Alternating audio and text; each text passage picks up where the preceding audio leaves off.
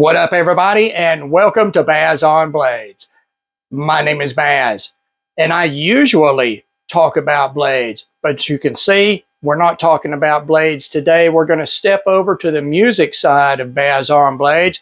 We're going to do an unboxing of Baz on Blades' new guitar. Now, this video is in service to a certain group of people. It's not just to show off my new guitar, but what I want to do is I want to do hopefully a unique sort of unboxing experience for everybody out there, mostly young, inexperienced players that will be looking at a budget instrument like the one we have in front of us here. And I want to give you the full unboxing experience, and then we're going to take it to the tabletop. We're going to do camera above, and we're going to go over this guitar and do a full quality inspection on it. And I am going to show you, hopefully, nothing that will cause me to have to send this guitar back, but we'll go over any little quirks or issues or damage or anything that this guitar has on it. And we'll talk a little bit about whether that is something you want to repair or something you want to return the instrument for. Because a newer player, often they do not know what entails as far as doing that initial quality inspection and that decision you have to make on a new instrument. Now, let's take into consideration this is a budget instrument. This instrument, which is a Jackson JS Series Dinky, it's a JS34Q-DKA-M, which means it is a quilt top, arch top Dinky with a tremolo. And that is going to be unique for my collection, although the Jackson is not unique for my collection. I have one arch top Dinky right here. I have a Rhodes right here, and then I have a Soloist right here. So I'm very, very familiar with Jackson's instruments, and I know the Jackson JS series quite well. I have a couple of the 32 or 34 series models in-house. Let's crack this thing open and take a look. Keep in mind, again, it is a budget instrument. There are going to be things about this instrument that may or may not be right or wrong, and I'm going to say that's a trade-off for buying an instrument that is well under $300. Now, these street for about $359. I did buy this one from Musician's Friend online. They had a markdown from $359 to $279, plus an additional 10% off for members, of which I am one. And that took me down, I think, shipped to my door, this was like $269, I think. That's pretty cheap for a Floyd Rose equipped guitar. So I expect when I take this out, this is what I expect after my experience with the lower end Jackson instruments. The body is going to be good. The neck is going to be good. Probably going to be some fret sprout on the neck, which I can take care of myself. Not a big issue. It is going to need a complete setup. If you are buying any instrument from any manufacturer in 2023, if that instrument costs less than $1,000, you should automatically figure in additional cost or time and effort for a setup. That is just what you get in lower priced instruments. Even well above $1,000, you can expect for that to happen. It will need a setup. After all, these instruments are combinations of wood and metal. The wood moves around with humidity and temperature. The metal does not. Guitars can do some funny things, and at a much lower price point, this $300 price point, you know what? The percentages go up in favor of it's going to need some work. So that said, let's be realistic on this thing. We're going to go in here. I have not opened it up. Let's see here. Okay, I see one thing instantly. I already see what could be an issue. This is the tremolo arm for the Floyd Rose bridge that is on this guitar. When I was taking this box out of the outer box, which was then packed into a shipping box, I could hear something rattling around. That was probably this tremolo arm. And the problem that can cause is, as this moves around in the box during shipment, it gets down here against the body, which has a painted finish, and it messes up the finish on the body. We will hope that did not happen. Now, also notice, stuck down to some glue in here. Okay, here is my tremolo keys, locking nut keys, all the adjustment Allen wrenches for this. Here's my warranty information. I wish these things would have been packed in the Ziploc bag here that the warranty information was in, because that was taped down and it would not allow that stuff to move around and damage the guitar. So I'm looking at it right here. I see the packaging is good. Now, when I started unboxing this, I took a look at all the packaging. There have been no crazy impacts or anything, no damage, no holes through it, no water or anything. So I'm pretty sure I'm good to go. Now, the packaging that Jackson uses on this, let's see if you can see this here. The guitar is in a foam bag. The foam bag you can never get the guitar out of without tearing the shit out of the bag. You've got foam inserts at both ends of the guitar and supporting the neck, and then inserts up here on top to take impact there. Not the best packaging, but in a sub $300 guitar, I'm not going to worry about that. So we're going to take this out. Okay, that is some padding underneath. You've got some rubber bands in there, which were up here. I do not know. I am thinking this guitar has been inspected, maybe. I don't know. So let's take this Jackson box and throw it out of the way here. And we will take the wrap off of this. I'm going to show you guys how to do this without looking like an idiot online. This is twisting around, so what I want to do is get it away from the horns on the guitar, and instead of squishing all this down and then trying to get it off, all I need to do is reveal the headstock, lift this up, and then pull it from underneath. That's all you have to do, guitar reviewers on YouTube, that you cannot take anything out. Good Lord. That is stunning.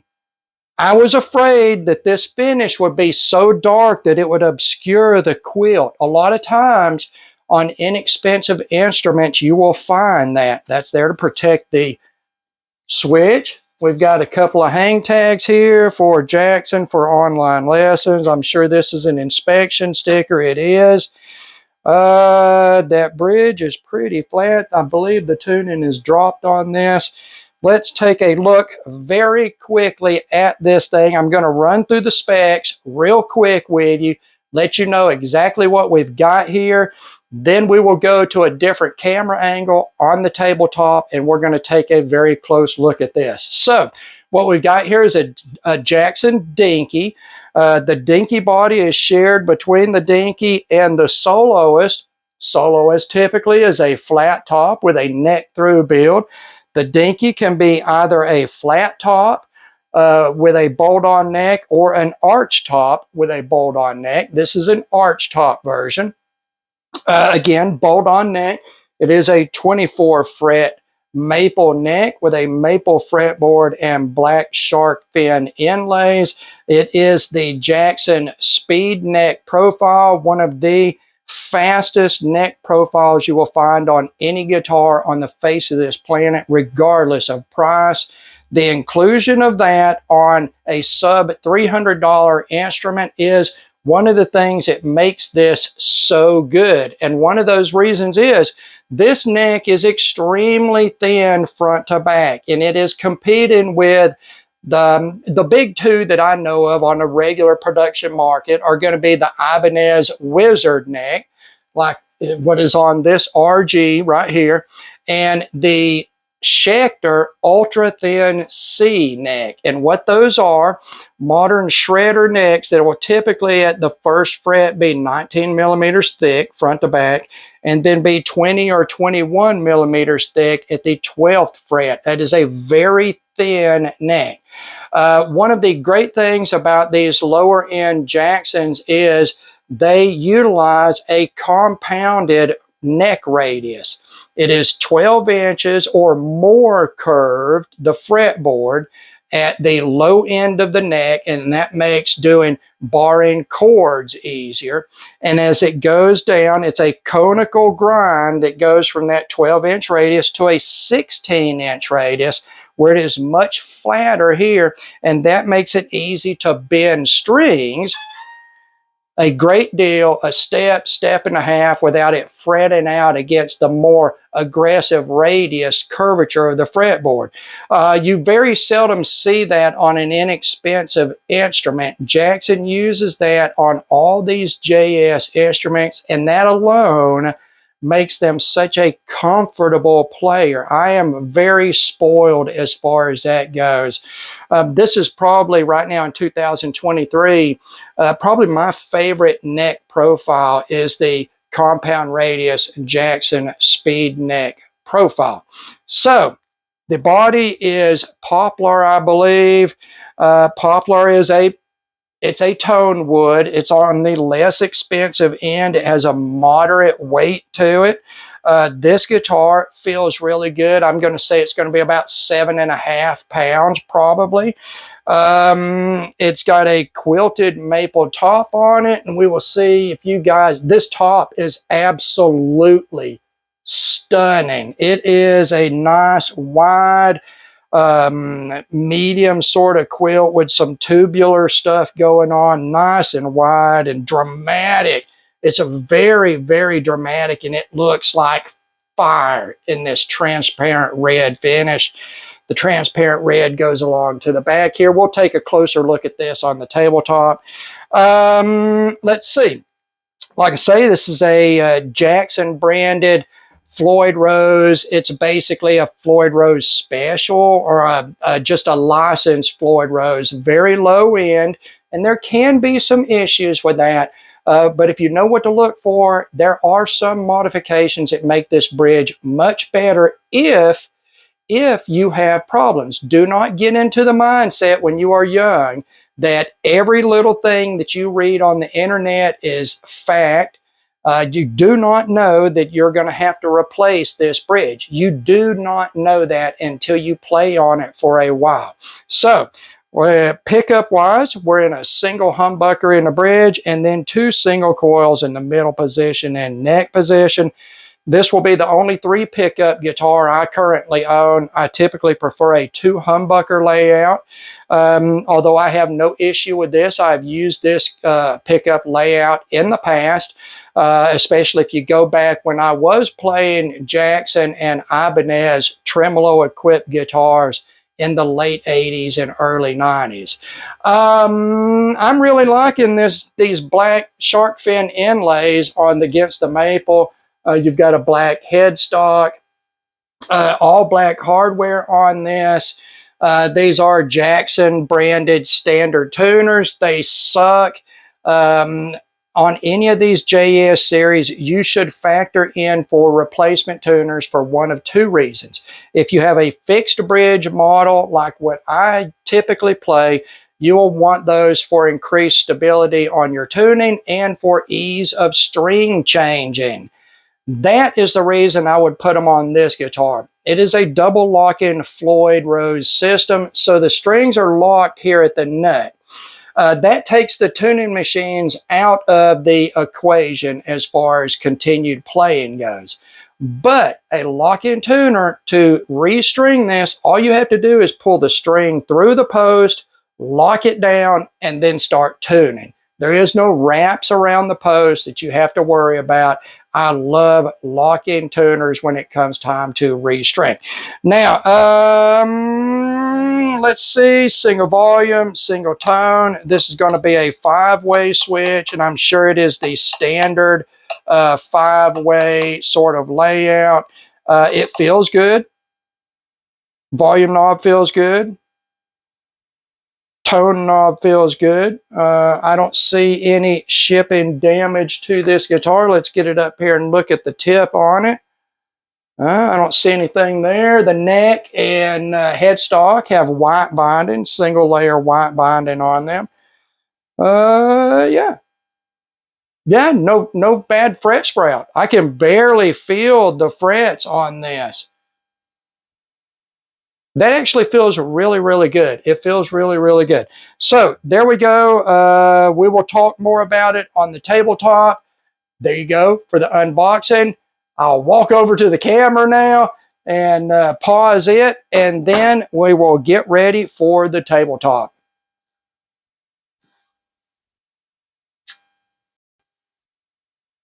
All right, we're back here with the JS34Q-DKA-M for maple.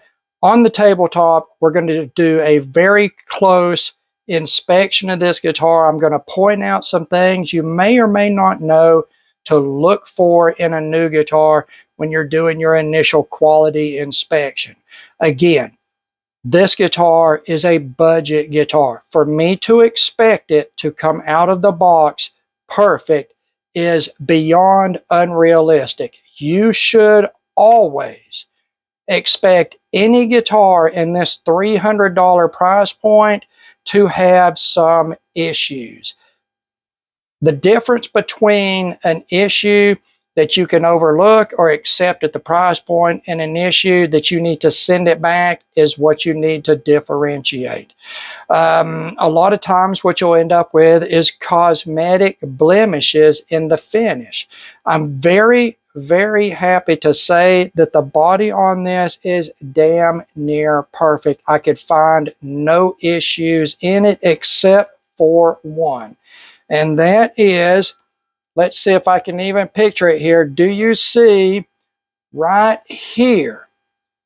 That is a little chip or flaw in the finish right there. It is about the size of the point on a pencil. That's the only flaw I can find in the finish of this guitar. The finish is absolutely stunning. This transparent red is beyond awesome. The top on this is very attractive. I doubt very seriously if it is an actual veneer. As I move the body across the plane of the light, you should see some play in the figuring on any figured wood. I'm not seeing that in this wood. Now, that doesn't mean it's a photo top on it. It doesn't mean anything. It could just be a very thin veneer that doesn't have much movement in it. But it looks absolutely fantastic, and the finish is absolutely fantastic on this guitar. Keep in mind, I only paid like $269 for this guitar shipped from Musician's Friend. So we've taken a look at the body here. I don't see any issues on it. We're going to go on up. We're going to take a look very closely at the neck. Now, I've already run my hands up and down the outside of the fretboard here, feeling the ends of the frets, and I do not feel any excess fret sprout at all. What I do feel would very quickly be taken care of by just running a sanding sponge down the edge here. The edge of the fretboard it's rolled a little bit. It's not crisp. It doesn't feel very crisp, so that's nice.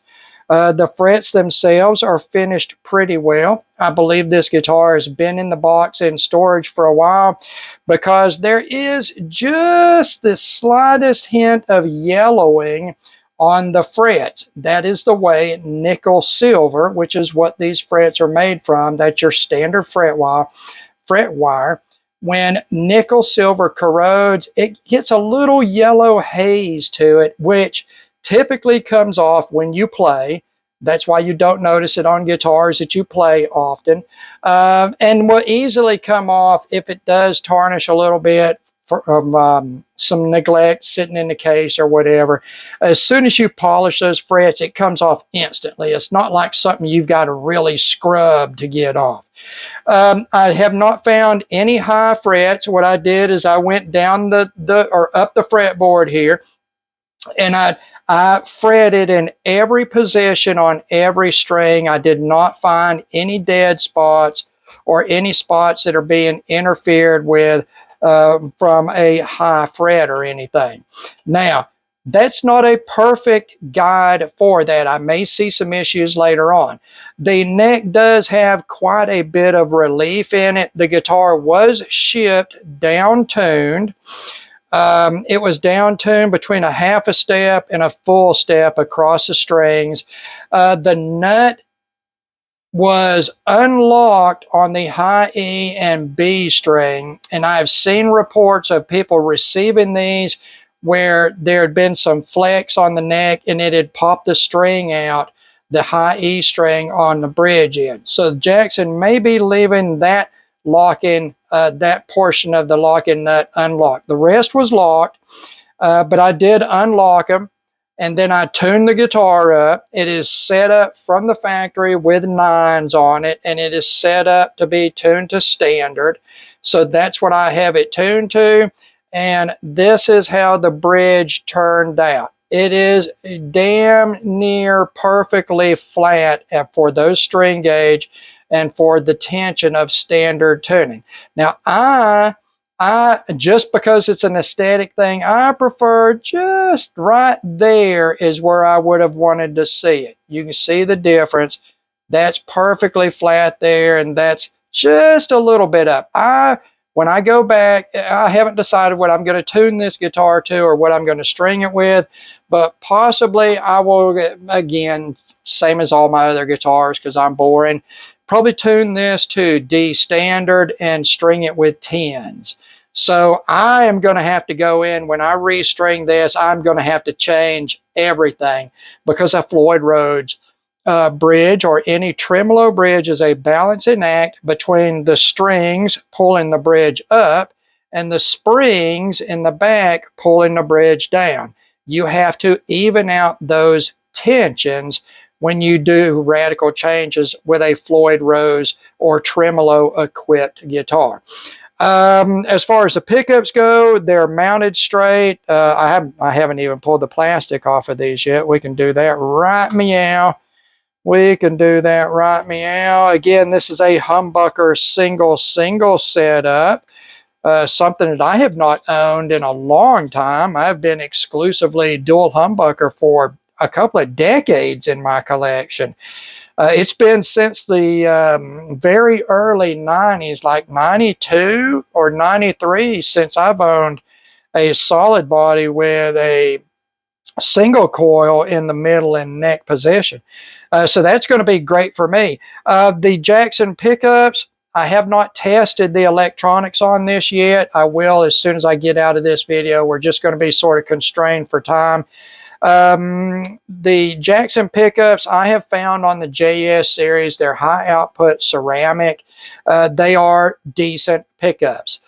Through a good amp, they're going to sound good. Through a bad amp, they're going to sound decent.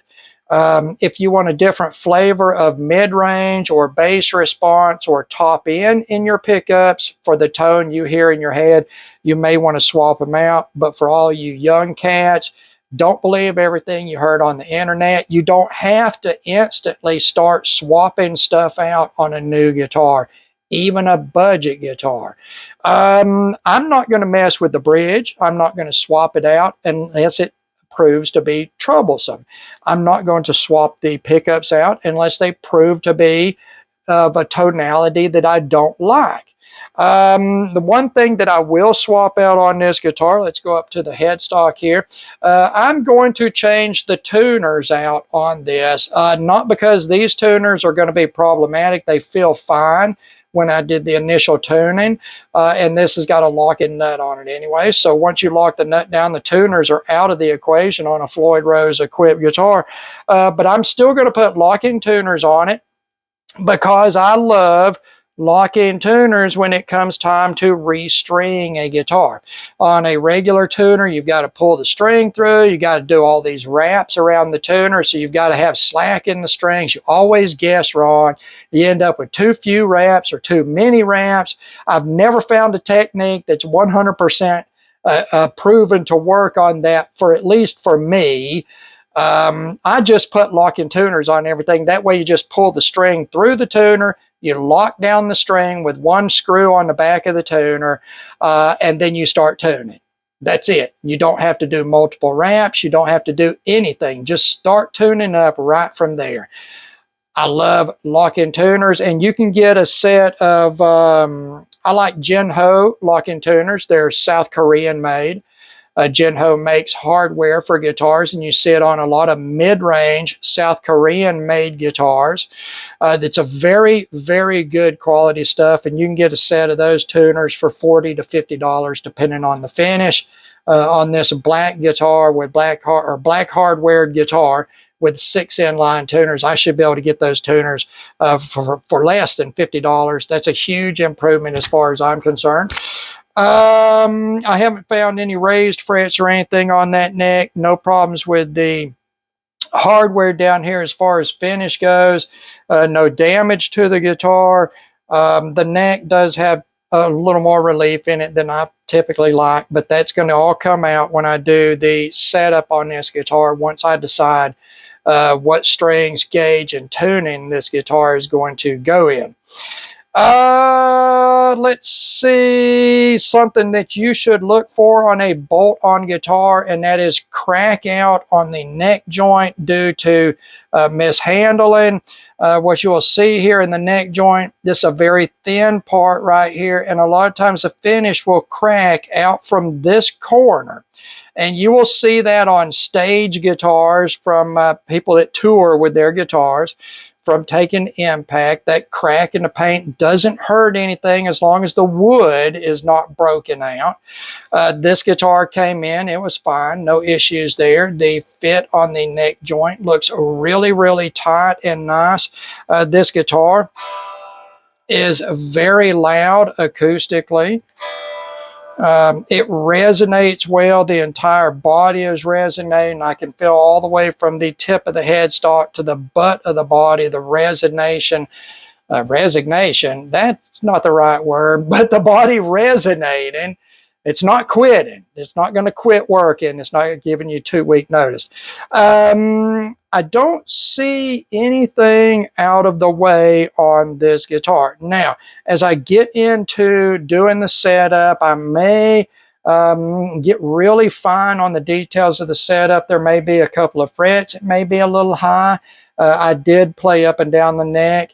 Didn't find any issues, no dead spots, no anything. You want to play every position of every string up and down the neck to see if you've got any fret out issues from high frets or anything like that. There is a little bit of a string buzz on this, but like I say, it's got too much relief dialed in right now. I'll take some of that out, flatten that neck out. We'll drop the action down a little bit, see what it's going to act like.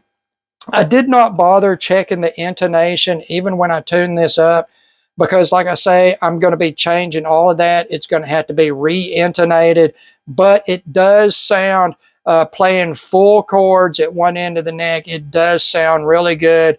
You come up high on the neck and you start stringing together more than one note up high. And I think everything is pretty even as far as the intonation goes. So no issues right there. Honestly, for the money I paid for this guitar, it is absolutely stunning. It is absolutely stunning. We will see how everything goes when I come back and do a follow-up on this guitar, sort of a review. I will talk about any issues that I found in it. But for right now, I think that is going to get everything on this. I hoped I helped you sort of know the things to look for on these guitars. Fortunately, in this case, we didn't have any issues. One very small finish flaw. and no issues there. It looks like the setup is halfway decent on it, although it does have a little bit too much relief.